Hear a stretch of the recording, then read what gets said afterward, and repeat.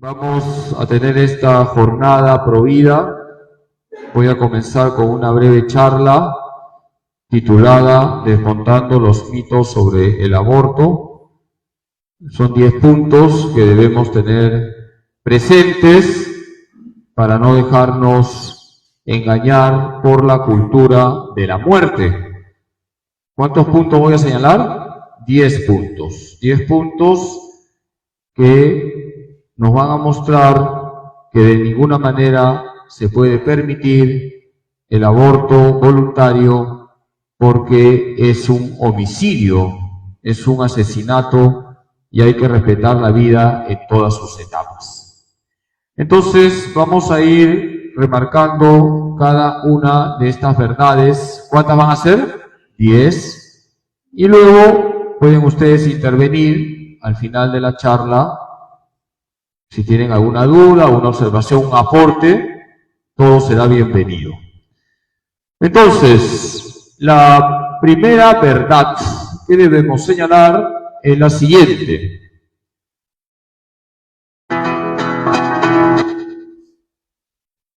Primera verdad, el aborto no es una interrupción del embarazo. Hoy estamos viviendo en una sociedad donde se usa el lenguaje para lavar cerebros, para manipular. Todas las ideologías manipulan el lenguaje, todas, para conquistar adeptos. La manipulación del lenguaje es una estrategia que usan todas las ideologías. El aborto no es una interrupción del embarazo. Lo que se interrumpe luego se puede continuar. Por ejemplo, en este momento alguien levanta la mano, Padre Carlos, tengo un aporte. Yo interrumpo la exposición, escucho a esa persona y luego continúo con la charla. He interrumpido una acción, luego voy a continuar con la acción. No podemos aplicar eso al aborto, porque en el aborto se le quita la vida a un ser humano y ya no se le puede devolver la vida. Por lo tanto, no es correcto usar esta expresión, interrupción del embarazo. Es una forma engañosa, mentirosa, manipuladora de hablar sobre el aborto. Como palabra aborto, como este término aborto suena fuerte y duro, se quiere suavizar este pecado que es grave, utilizando esta expresión, interrupción del embarazo. Repito, todas las ideologías manipulan el lenguaje.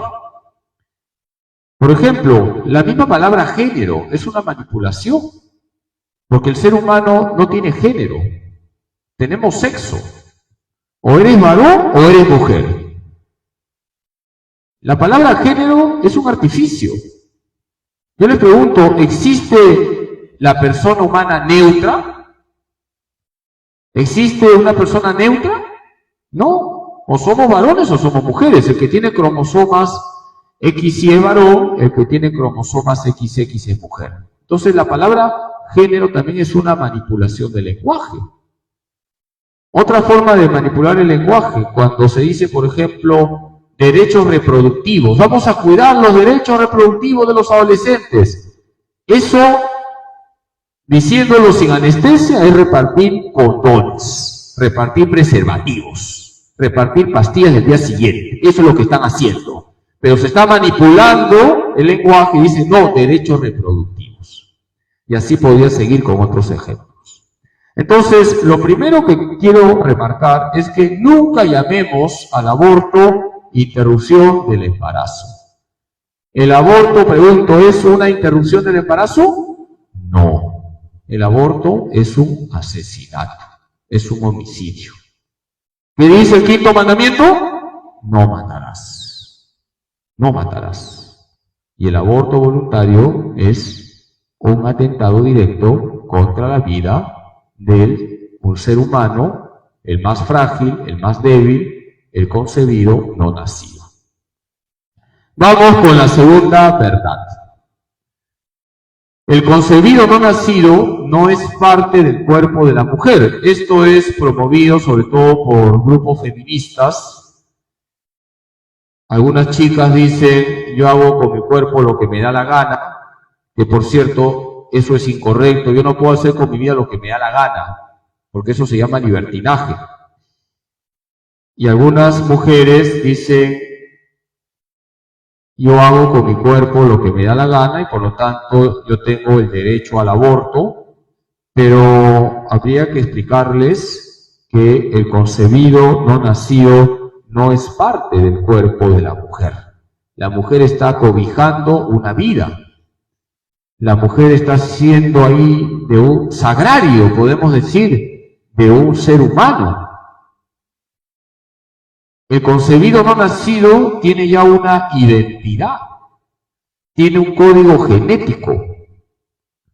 Y esto, por si acaso, es ciencia, no es religión, es ciencia. El concebido no nacido tiene un código genético, tiene ya una identidad, es ya una persona humana. Es verdad que todavía no habla, todavía no se desarrolla como si fuese de 8, 10, 15 años, pero ya es una persona humana, hay un código genético, hay una identidad, hay un ADN propio.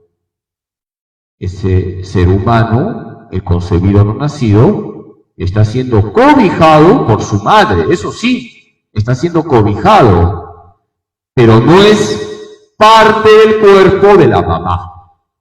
No es un tumor, no es un grano de la mamá, no es un órgano de la mamá.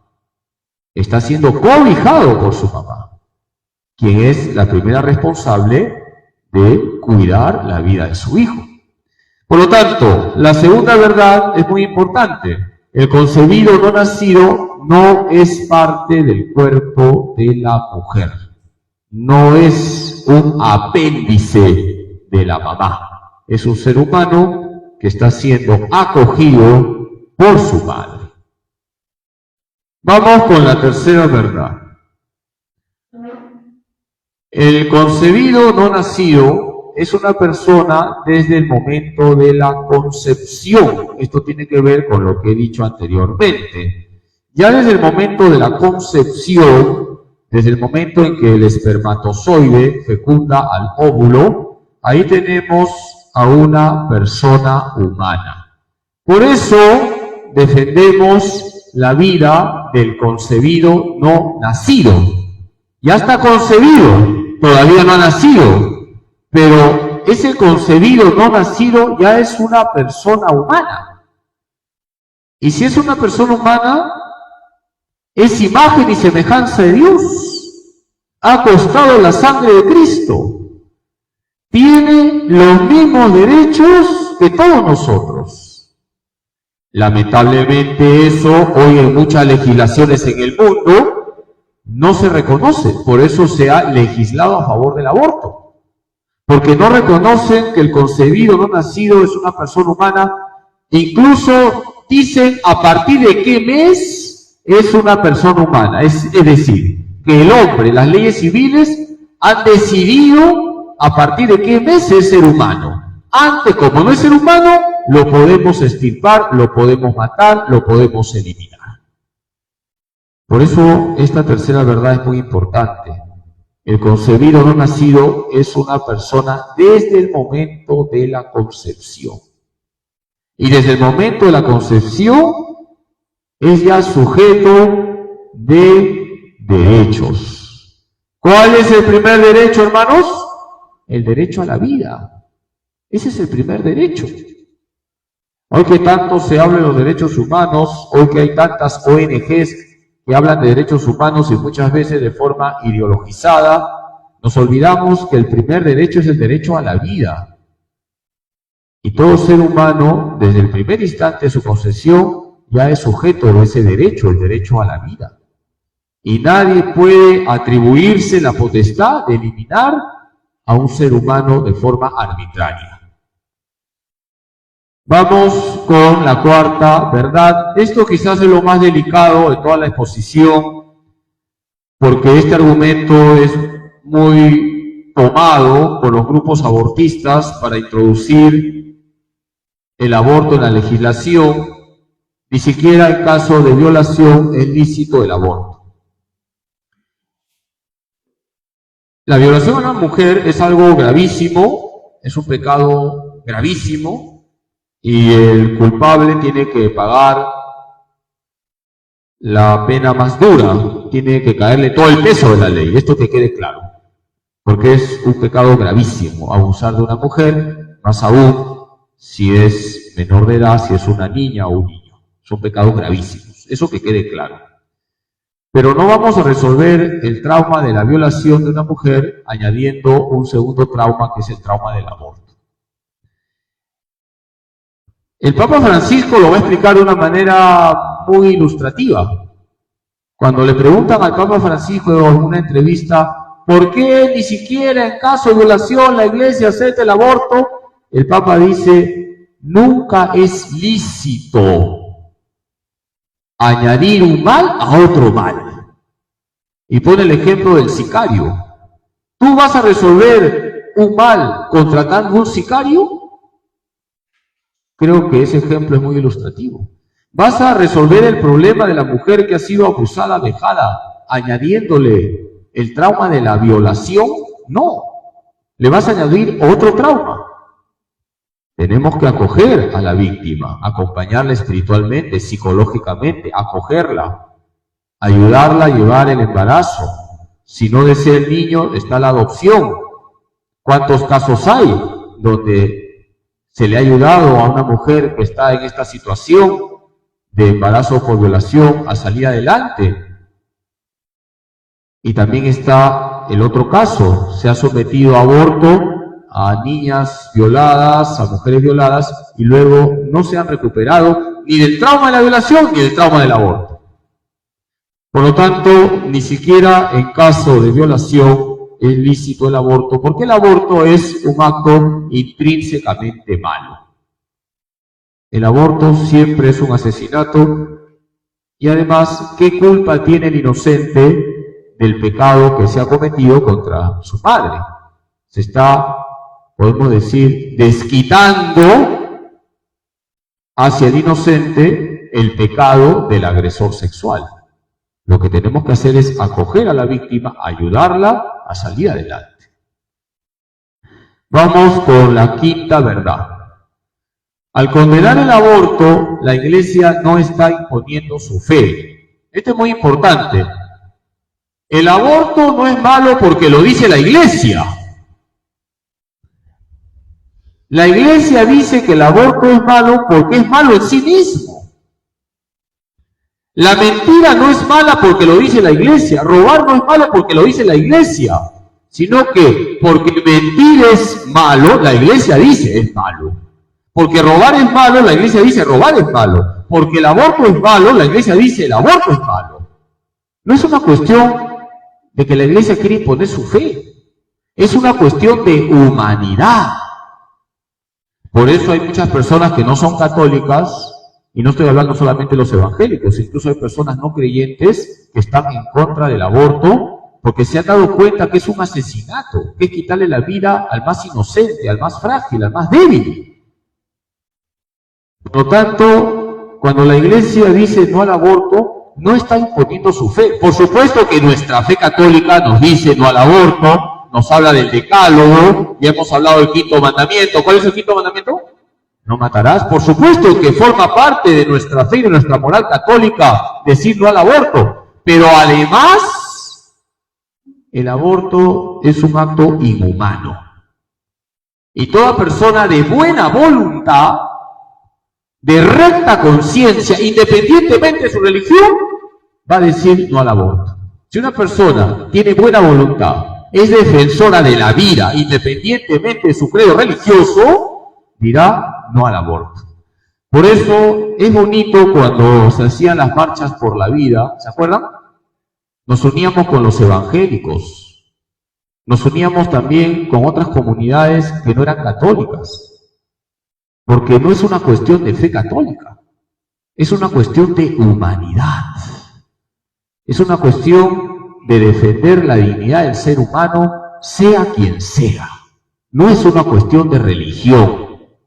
Por supuesto que nuestra religión católica nos dice no al aborto, pero es más que una cuestión religiosa, es una cuestión de humanidad. Sexta verdad, el aborto no es un acto sometido a lo que a uno le parece. Muchos dicen, mira, tú estás en contra, te respeto, yo tengo mi postura. Tú tienes tu verdad, yo tengo mi verdad. Para ti está mal, para mí está bien, no te metas conmigo. ¿Eso cómo se llama? Relativismo. El relativismo hace mucho daño. El relativismo lleva al caos moral. El relativismo consiste en decir, yo tengo mi verdad, tú no te metas conmigo, es mi verdad, y yo hago lo que me da la gana, porque esa es mi verdad. Entonces, si tu verdad es que está bien asesinar al inocente, lo vas a asesinar. Si tu verdad es que está bien que hasta cierto mes de gestación se elimine al concebido no nacido, lo vas a hacer, lo vas a promover, lo vas a legislar. En la raíz de la cultura de la muerte está el relativismo. Benedicto XVI hablaba de la dictadura del relativismo. Por eso, este punto es muy importante. Sexta verdad, el aborto no es un acto sometido a lo que a uno le parece. El aborto es un acto intrínsecamente malo. Objetivamente está mal el aborto.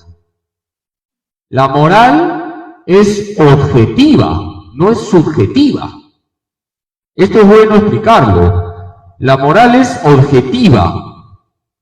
Porque si es subjetiva, todo queda a merced de lo que a mí me parece.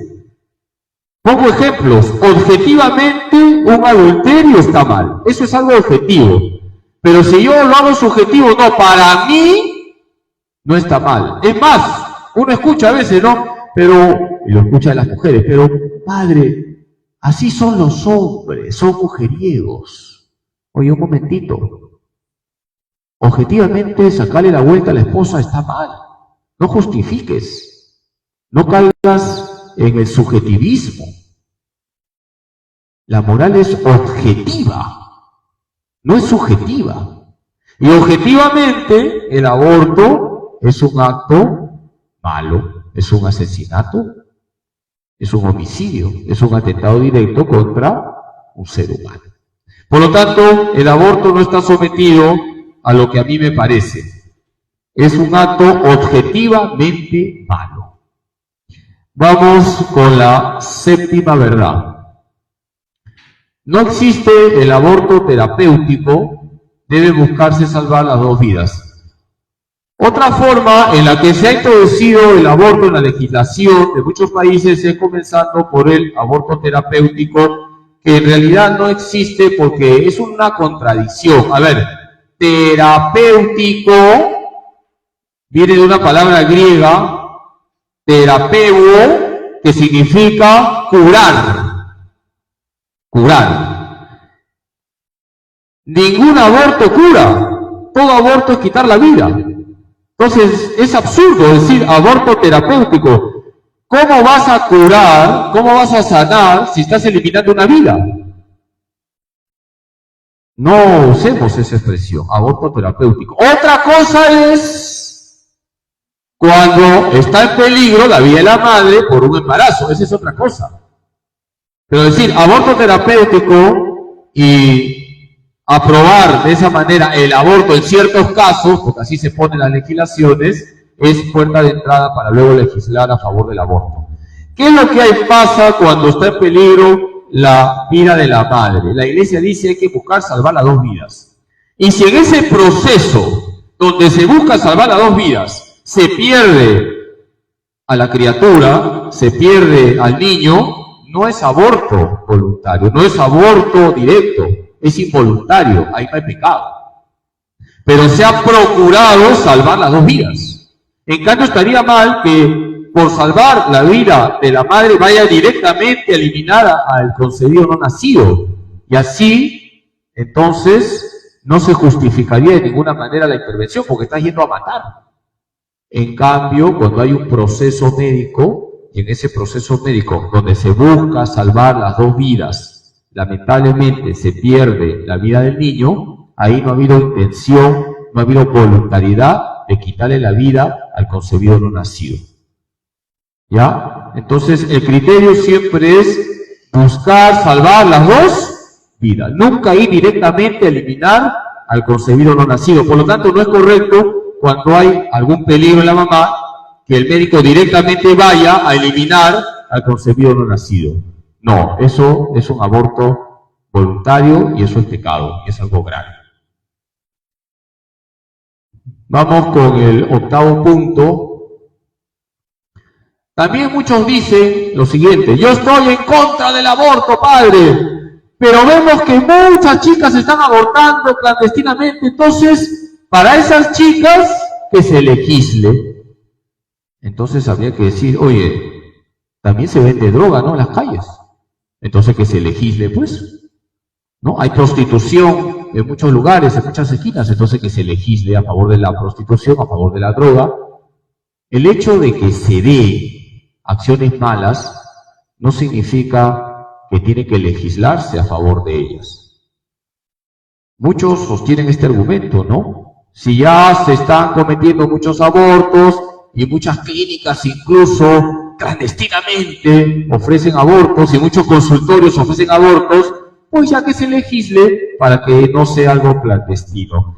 Pero, repito, el hecho de que se den acciones malas no justifica que surja una legislación, porque el aborto siempre será un acto malo, es un acto intrínsecamente malo, es una expresión de San Juan Pablo II, ¿ya? Un acto intrínsecamente malo significa que siempre, en todo lugar, en toda circunstancia, será malo. Nunca se justifica, ni siquiera en caso de violación, como hemos dicho.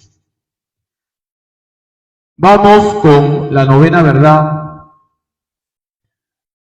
Y esto también nos cae a todos nosotros, también a los sacerdotes. No basta decir yo estoy en contra del aborto, debemos más bien preguntarnos qué hago para promover la cultura de la vida.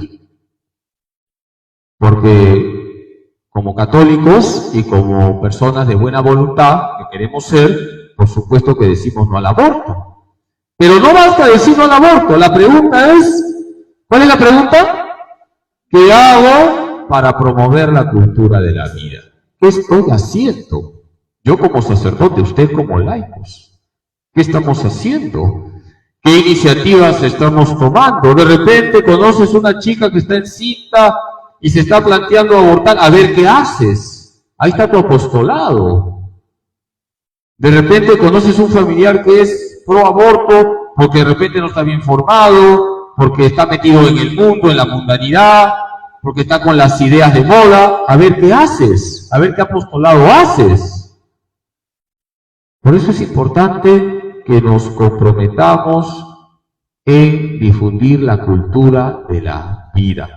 En el fútbol se dice, gol que no haces, gol que te hace. Ya se ve que son peloteros. ¿Ya? Gol que no haces, gol que te hace.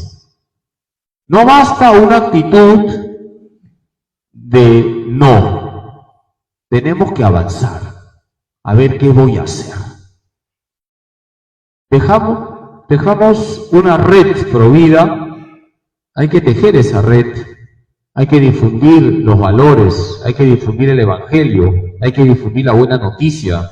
Hay que difundir la belleza de la vida. Todo eso es practicar la misericordia. Practicar la misericordia consiste también en anunciar la verdad sobre el ser humano. Y una de las verdades fundamentales del ser humano es que desde el primer instante de su concepción es una imagen y semejanza de Dios y es intocable. Nadie tiene el derecho de atentar contra un ser humano. Vamos con el último punto. El rechazo al aborto se inserta en la defensa de la persona humana. no solo es un no al aborto, es un no a todo ataque a la persona humana, sea quien sea. Esto también es importante. Yo he escuchado, sobre todo de algunos grupos, ustedes solamente son no al aborto, pero no se preocupan de los pobres, no se preocupan de los niños abandonados en las calles, puro no aborto, no aborto, no aborto. Un momentito. El no al aborto está dentro de todo un paquete. No nos quedamos solamente con el no al aborto, también no a la explotación, no al maltrato a la mujer, no a los insultos, no al odio, no al rencor, no a las injusticias, etcétera, etcétera, etcétera. El no al aborto está inserto en todo un paquete. Ese paquete se llama la defensa del ser humano, la defensa de la dignidad del ser humano. Benedicto XVI lo va a decir de una manera brillante. Hay unos bienes innegociables. Sí. Y dentro de ese conjunto de bienes innegociables está el no al aborto. En ese paquete está el no al aborto. No estaría bien que digamos no al aborto y luego somos personas maltratadoras o personas injustas o personas que no son solidarias ante el pobre. Estaría mal. El no al aborto se inserta en todo un paquete y todo ese paquete hay que mantenerlo. No al aborto, no a la explotación, no a las injusticias, no a la corrupción, no a los odios, no a las peleas, no a los rencores. Benedicto XVI hablaba de bienes innegociables. ¿Cuáles son los bienes innegociables? La vida, primer bien innegociable. El matrimonio, bien innegociable, es entre varón y mujer, eso es innegociable. La familia, tu familia es un bien innegociable. Cuida a tu familia, es un bien innegociable. El derecho de los trabajadores es un bien innegociable. Ahí donde hay explotación tenemos el caldo de cultivo para el comunismo. La justicia social, hay bienes innegociables. Y dentro de esos bienes innegociables, el primer bien innegociable, ¿cuál es? La vida humana. Entonces, esta décima verdad es importante. El rechazo al aborto se inserta en la defensa de la persona humana. No solo es un no al aborto, es un no a todo ataque a la persona humana, sea quien sea. Entonces, vamos a hacer un recordatorio de estos 10 puntos antes de tomarles el examen. No, mentira, no hay examen. Vamos a retroceder, ¿de acuerdo? Bien. A ver, vamos a leer. Primera verdad, el aborto no es una interrupción del embarazo. Segunda verdad, el concebido no nacido no es parte del cuerpo de la mujer. Tercera verdad, el concebido no nacido es una persona desde el momento de la concepción. Cuarta verdad, ni siquiera en caso de violación es lícito el aborto. Quinta verdad, al condenar el aborto, la Iglesia no está imponiendo su fe. Sexta verdad, el aborto no es un acto sometido a lo que a uno le parece. Séptima verdad, no existe el aborto terapéutico. Debe buscarse salvar las dos vidas. Octava verdad, el hecho que se hagan abortos clandestinos no significa que debe legalizarse. Novena verdad, no basta decir yo estoy en contra del aborto. Debemos más bien preguntarnos, ¿qué hago para promover la cultura de la vida? Décima verdad, el rechazo al aborto se inserta en la defensa de la persona humana. No solo es un no al aborto, es un no a todo ataque a la persona humana, sea quien sea. Amén. Bien, tenemos unos minutos antes de que intervenga Sofía y su equipo ganador. Sí, unos minutos para que pregunten. A ver, una pregunta, Paola, pues, a ver, te van a dar el micro para las personas que nos están siguiendo a través del Facebook. Buenas noches. Sí. Mi pregunta es la siguiente. ¿Qué se sabe de los ¿Qué se sabe de las consecuencias de los abortos para las personas que abortan? O sea, es un efecto, creo, ¿no? ¿Cómo se llama? A ver, ¿nos puede hablar? Bueno, yo voy a hablar como sacerdote, porque soy sacerdote, no como médico. Sé que hay traumas también psicológicos, incluso problemas de salud. Sé de casos de chicas que por haberse sometido al aborto luego han quedado ya estériles, no pueden concebir. Yo como sacerdote comparto lo que puedo compartir, ¿no? Porque en cuestiones de confesión el sacerdote no debe hablar absolutamente nada, pero sí podemos mencionar algunos principios. Muchas chicas que han abortado y se han acercado a la confesión constantemente vuelven a repetir el mismo pecado a pesar de que ya se han confesado. Y uno les dice, pero hija, ya te confesaste, el Señor te ha perdonado. El Señor ya te perdonó. Perdónate tú. Entonces aquí tenemos que el aborto genera profundas heridas en el corazón. Y a pesar de que la chica se ha confesado y ha sido perdonada, porque en la confesión de verdad el Señor nos perdona, le falta reparar, le falta expiar. Muchas mujeres, años, llevan ese sufrimiento a pesar de que ya se confesaron. Y es que el aborto es un pecado muy grave, que exige pasar por una sanación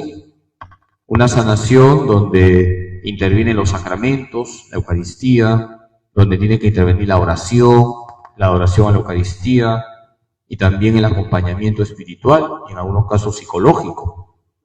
Entonces el aborto genera profundas heridas en el corazón de la mujer que lo ha cometido. Pero en la Iglesia tenemos siempre la medicina, esa medicina es Cristo. Y si la chica con docilidad sigue ese proceso que a mí me gusta llamar de cristificación, al final sanará y se dará cuenta que Jesús la ha sanado, la ha liberado de esas heridas y ella ya tiene una profunda paz. Pero tiene que pasar por ese proceso.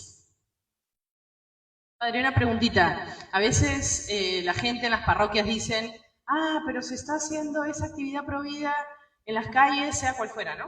Pero mi párroco no lo promueve, entonces no voy. Ahí, ¿qué debería hacer la feligresía, padre? Bueno, no hay que pedirle permiso al párroco para hacer lo que ustedes como laicos tienen que hacer. ¿Acaso ustedes me piden permiso a mí para repartir estampitas o comunicar por el Facebook una oración bonita? O aquí hay una mamá, ¿no? Pues la mamá no me pide permiso para rezar con sus hijos, ¿no? Entonces los laicos tienen libertad para orar, libertad para hacer apostolado, siempre y cuando pues lo hagan dentro del marco de la fe católica. Entonces no hay que estar pidiendo permiso al párroco para participar en una marcha provida. Además, sería absurdo que un sacerdote o que un obispo se oponga a una marcha provida. Sería algo absurdo. Sería totalmente absurdo, ¿no? Porque se supone que los pastores están para motivar en los feligreses la defensa de la persona humana. Y ya hemos dicho, el primer bien de la persona humana es la defensa de la vida, es la vida humana. Jesús ha venido a traer vida y vida en abundancia. Y los sacerdotes tenemos que motivar en los feligreses todo tipo de iniciativas para defender la vida humana. Forma parte de la evangelización. Por eso digo que es absurdo que un obispo o un sacerdote se oponga a una marcha por la vida, porque estaría obstaculizando una iniciativa evangelizadora. Y es algo absurdo que un sacerdote obstaculice una acción evangelizadora. Defender la vida es una acción evangelizadora. Muy bien. Sí, dime. A ver. Sí. El micro.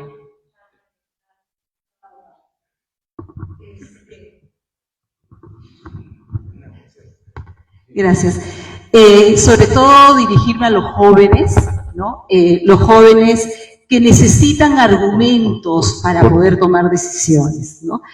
Nuestros jóvenes que son tan inteligentes, que tienen que revisar, analizar, hay mucho material en todas partes que indican, por ejemplo, que la vida humana inicia, como ya lo dijo el padre, en la concepción, en el cigoto, cuando tiene todo el potencial para que esas dos células se multipliquen y puedan desarrollarse. y puedan desarrollarse a tal punto que lleguemos a ser nosotros, ¿no? Con estas capacidades completas, con el cuerpo, con nuestra capacidad de decidir, de pensar, etcétera. Que tengamos cuidado de no dejarnos engañar, ¿no? Porque detrás de todo esto, padre, está, como usted bien sabe, todo el tema del negocio, todo el tema multimillonario que está promoviendo la gente, que busca que las personas, que las mujeres aborten, porque se trata de, ¿cómo le dicen? Trata de hacer legal el aborto porque el Estado, los estados de los países van a tener que financiar los abortos y eso es un negocio absolutamente millonario. Entonces tenemos que tener cuidado, no dejarnos engañar, tenemos que pensar que no están haciendo un bien por nosotras las mujeres, no, porque finalmente también los abortos de mujeres violadas, que son totalmente lamentables, son mínimos, ¿no? Y también recordar que muchas personas tan grandiosas que existen en el mundo, yo he visto, por ejemplo, el testimonio de Cristiano Ronaldo, que su mamá lo quiso abortar, ¿no? ¿Y qué seríamos nosotros sin Cristiano Ronaldo, que es una persona maravillosa y que es un crack del fútbol, ¿no? Y así, por todas las partes de la vida, no sé, hay gente maravillosa y que probablemente no hemos sabido, pero nuestros papás de repente en ese momento tuvieron miedo, no nos quisieron tener, pero acá estamos tratando de cumplir algo bueno en esta vida. Así que, solo para terminar, les invito a los jóvenes, por favor, lean, ilústrense, porque es la única forma para tomar buenas decisiones. Gracias y agradezco la intervención. Un aplauso para la hermana, muy bien, está con sus 2 hijos, además, le felicito que ha traído a sus hijos para que se formen. Sí, los jóvenes hoy piden argumentos, no basta decir, está en la Biblia, por supuesto que hay que leer la Biblia y todo lo que queremos está en la Biblia, pero también hay que dar argumentos. Y sería bueno de repente en una charla que venga un médico, una persona profesional de la salud, con el conocimiento debido para que explique también cómo científicamente, lo que nos ha dicho la hermana, que ya desde el primer instante de la concepción tenemos ahí una identidad, un código genético, tenemos ya un ser humano, una persona que va a ir desplegándose en el tiempo. Sí, a ver, la estudiante de medicina. Sí. Buenas noches, padre, buenas noches a todos. Yo quería hacer una pregunta en el contexto en el que me encuentro. Ahorita soy estudiante universitaria, pero desde el colegio siempre crecí en una cultura relativista en la cual todos mis compañeros decían que sí apoyaban el aborto y que no había problema con ello. O sea, todo lo que mencionó, yo lo he vivido y siempre yo he sido como que yo sí creo que no debería abortarse, pero ¿cómo puedes defender algo que todos creen que es lo correcto? Que tú, a pesar que lo piensas y tú lo dices, los demás creen que no. Y ya está tan arraigado porque nos enseñan que en realidad no hay problema, que cómo actuar en un contexto donde está tan normalizado el aborto como otras cosas, que quiero que nos pueda dar como una guía de pasos para poder actuar en ese contexto. Bueno, en primer lugar te felicito porque siendo joven veo que tienes las ideas claras y fíjate que Jesús, cuando se dirige a sus discípulos, los llama pequeño rebaño. Es lo primero que quisiera compartir contigo.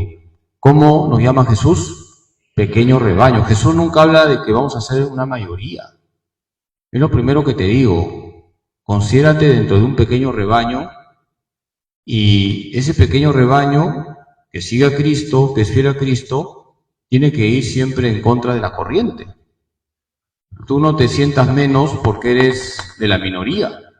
Más bien siéntete contenta porque estás en la verdad. Y es que es verdad que la vida humana es sagrada desde el primer instante de su concepción. Y es verdad que el aborto es un asesinato. No te sientas mal. Más bien yo te pediría como consejos que siempre cuides tu vida interior, que sé que lo haces, te veo en misa los domingos y a veces en día de semana. Cuida tu vida interior, tu confesión, tu oración, tu amor a la Virgen. Fortalécete interiormente para que puedas ir en contra de la corriente, para que tengas la valentía de saber refutar a tus compañeros. Yo sé cómo es el mundo universitario. Yo también he estudiado en una universidad donde nunca escuché hablar de Dios. Además que en esa universidad todo eran números, ¿no? La uni, ¿no? Pero yo también sé lo que es el mundo universitario y sé muy bien que en el mundo universitario, dentro de los jóvenes, Dios no es la prioridad. Pero somos de ese pequeño rebaño y hay que cuidar nuestra vida interior. Otro consejo, cuida tu formación. Por eso te felicito que estés aquí con tu hermano también en esta charla. Hay que formarse para tener argumentos, porque hay que desbaratar a los que están en la mentira con argumentos. Los grandes defensores de la fe católica han sido grandes pensadores. San Agustín, San Ambrosio, Santo Tomás de Aquino han sido personas pensantes que han desbaratado a la mentira, a los defensores de la mentira, los han desbaratado porque se han formado, porque han profundizado en la palabra de Dios, porque han conocido la doctrina de la Iglesia, ¿no? Y último consejo, que no te desanimes de ser un bicho raro, entre comillas, ¿ya? Porque a veces puede ocurrir, ¿no? Padre, yo estoy en una clase donde todos están a favor de la ideología de género y me siento un bicho raro. Siéntete contento de ser bicho raro, porque Jesús está contento contigo, y eso es lo importante, que Jesús esté contento contigo, ¿ya? Por supuesto, pero ¿cómo puedes ayudar? Puedes ayudar en primer lugar con tu ejemplo, puedes ayudar con tu oración, puedes ayudar con tu cercanía, puedes ayudar cuando no maltratas al rival, porque no hay que maltratar a nadie, así puedes ayudar. Pero para eso tienes que, como te he dicho, tener una vida interior sólida y estar bien formada, para que no te confunda, ¿ya? A ver, el teólogo de peso. Buenas noches, padre. Sí. Sé que esta charla está siendo vista en internet. Padre, yo soy un paciente con diagnóstico psiquiátrico, si ya me conoce, esquizofrenia leve y ¿cómo se llama?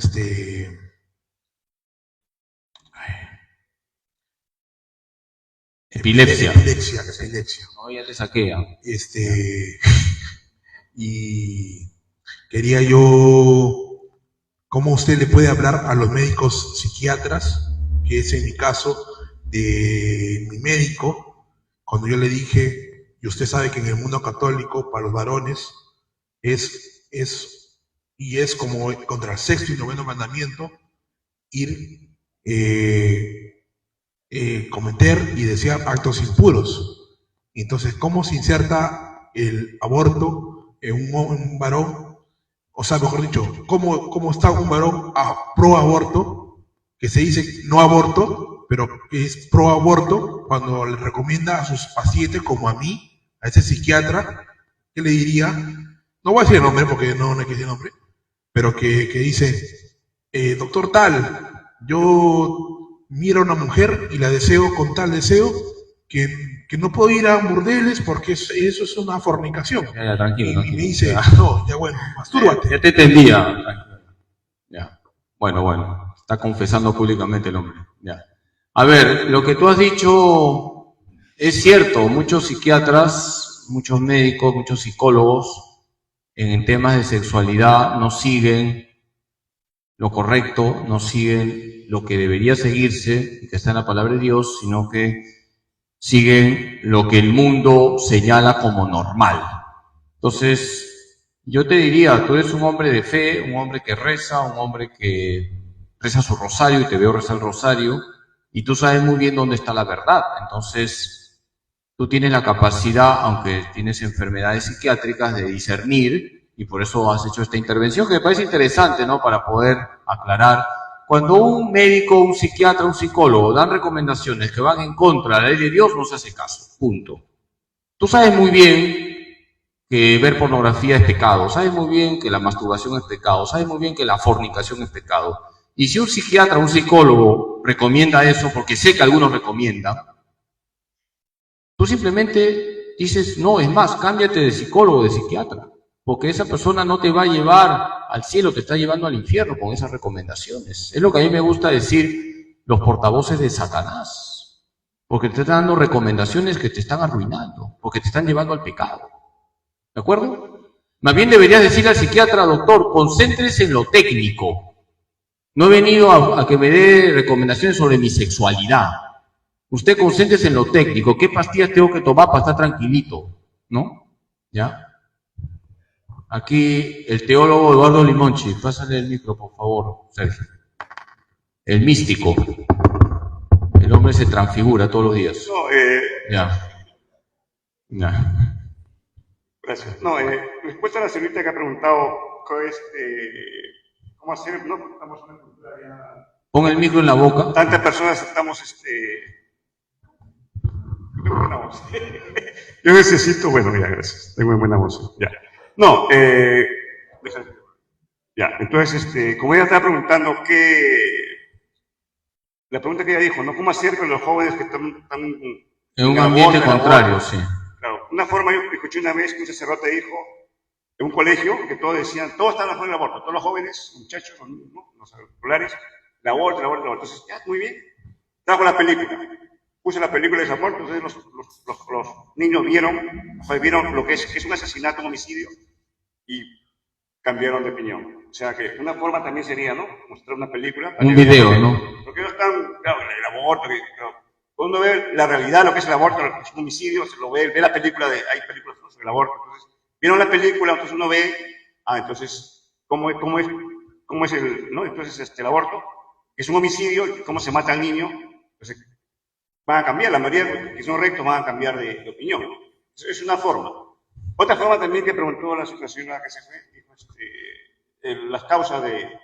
En mi familia, por ejemplo, hubo muchos abortos. Tengo familiares directos que han cometido muchos abortos. Entonces, los traumas son terribles. Se arrastra una consecuencia que, con la gracia de Dios, se sale de eso, ¿no? Porque el Padre, con la gracia de Dios, con la oración, con el Espíritu Santo, un encuentro personal, se sale de eso. Pero sí, realmente, traumas psicológicos y que afectan mucho a las personas, ¿no? Yo tengo, como digo, familiares directos. Además, tengo una hermana que hizo 7 abortos. 7 abortos. Tengo una hermana que tuvo 7 abortos. Gracias a Dios ya se ha convertido, bueno, se ha vuelto evangélica, pero ha salido de eso, ¿no? Con la gracia de Dios. Ahí la gracia de Dios realmente la que a la persona la sana, ¿no? El amor de Dios es pura. Entonces, eso es mi aporte. Gracias. Muchas gracias. Muy bien. Bueno, muchas gracias por las preguntas y